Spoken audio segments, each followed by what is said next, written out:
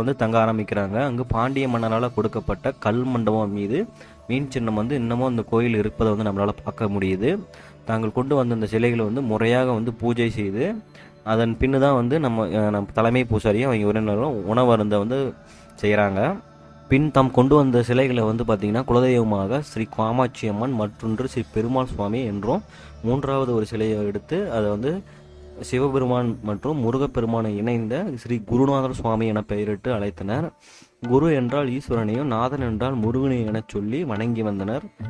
இவருக்கு சின்ன குருநாதர் சுவாமி, பால குருநாதர் சுவாமி, உக்கர குருநாதர் சுவாமி என்ற பல பெயர்கள் வந்து இருக்கு. தற்போது உள்ள அந்த மகா மண்டபம் பார்த்தீங்கன்னா 100 ஆண்டுகளுக்கு முன்னாடி அமரர் குருசுவாமி முதலியாரினுடைய தீவிர முயற்சியினால வந்து உருவாக்கப்பட்டிருக்கு. சபா மண்டபம் பார்த்தீங்கன்னா ஆலம்பாளையம் அமரர் நஞ்ச முதலியார் அவர்களால வந்து கட்டப்பட்டிருக்கு.